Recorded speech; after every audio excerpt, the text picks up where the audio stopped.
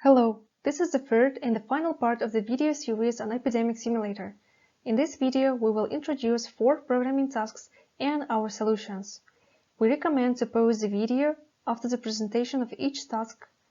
Please try to solve the task yourself before unveiling the solution. Task 1. Write a function of class particles called updateCoordinates. The function takes simulator, an object of class simulator. At each iteration, update the coordinates by the distance moved at the current iteration. Note, the particle must stay inside the 2D boundaries set to from -1 to 1 in both dimensions. If a particle reaches one of these borders, it should be sent to the opposite side. For example, if x is greater than 1, then update it to -1.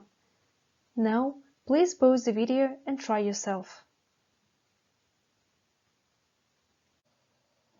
To check your solution, run the script particles.py. There are 5 test cases. If your solution is correct, you should get the messages successfully passed position update test 1, 2, 3, 4, and 5. Let's program together. We know that the coordinates of the particles are stored in the numpy array x, initialized in the constructor of class particles. We need to update x by the distance covered in a single iteration with the current velocity. The distance is calculated by multiplying velocity with time. And in the previous video, we explained that duration of one iteration is defined by parameter delta t. Summing up, we can write self.x equal self.x plus self.v multiplied by simulator.delta t. Remember that the updated coordinate values must stay within the range of -1 to 1 due to the borders of the 2D map. We can use npwhere function to filter out those particles whose coordinates got beyond this limit and update them to either -1 or 1.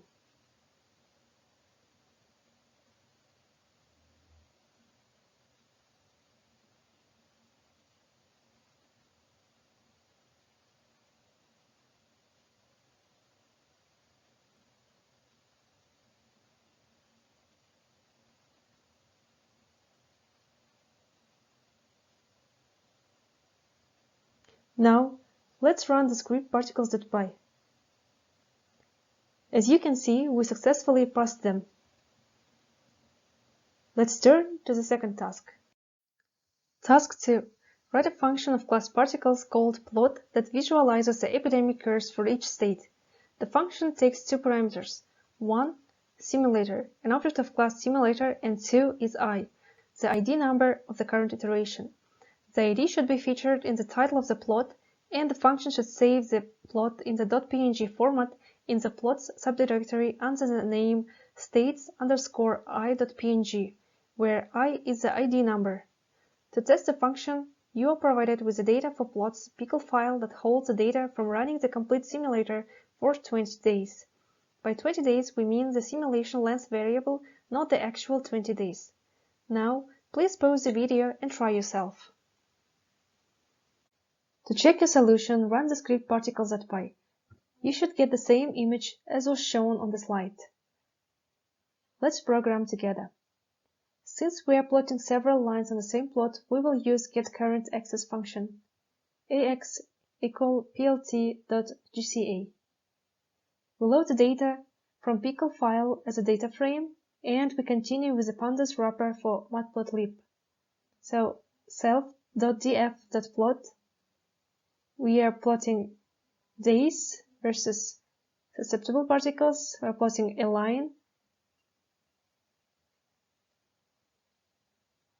Now, let's write the same line of code for all the states.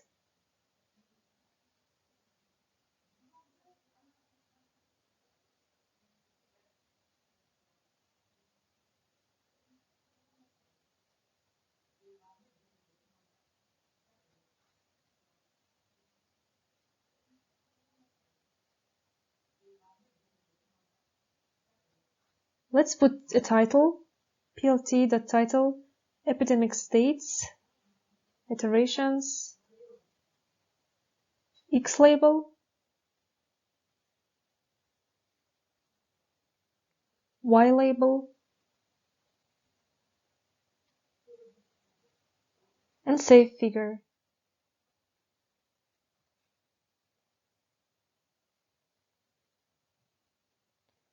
To check what we have, let's run the script. Here is the figure and it matches the plot from the presentation. Now let's turn to task 3. Task 3. Write a function of class simulator called Susceptible to Exposed that updates the epidemic status of particles from susceptible to exposed. The function takes two parameters. The first one is model, an object of class particles, and 2 is susceptible contacted, a list of indices of susceptible particles that were close to contagious particles, such as exposed, infected, or severely infected at the current iteration. Using these indices, the function should first update the corresponding elements in the model.epidemic state array to the exposed state, and 2. Reset the corresponding elements in the model.timeCurve state array to 0. Now, please pause the video and try yourself. To check your solution, run the script simulator.py. If your solution is correct, you should get the messages successfully passed susceptible to exposed status transition and time resetting check. Let's program together. Here, we need to update the epidemic state of particles, susceptible particles, that were in contact with contagious particles. We pass susceptible contacted array as an indexed list of the epidemic state array and set all of the selected elements to 1. So, model.epidemic state in bracket susceptible contacted equal to 1. And we apply the same logic to selected elements and reset their time current state array.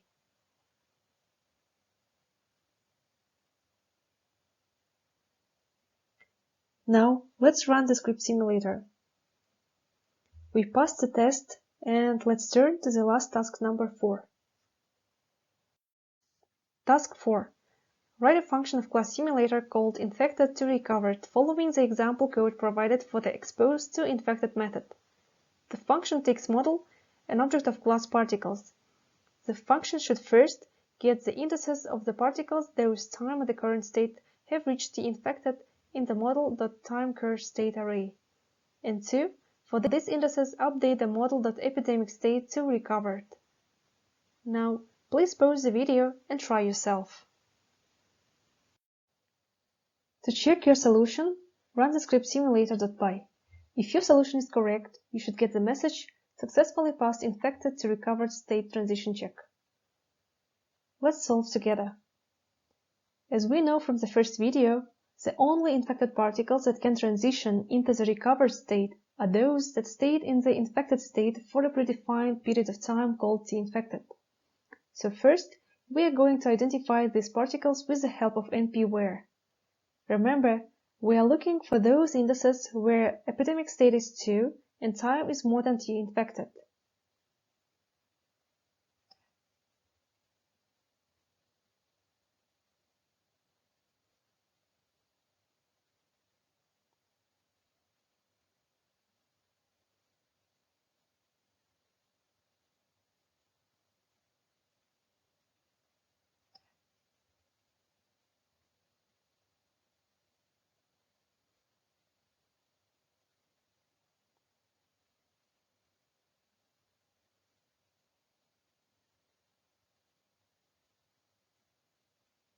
This function call returns a binary array of the same shape as the epidemic state array with 1 where the condition was satisfied.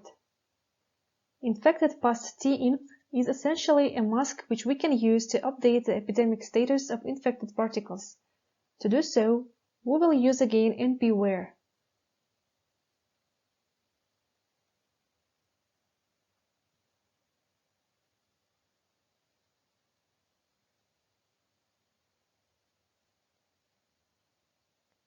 This line updates the epidemic state to a new array with the same shape and content except for those locations where the condition is satisfied. In those cases, the value is set to 3, to the numeric identifier of the recovered state. With this, we conclude our tutorial. Please feel free to contact us with any questions or suggestions.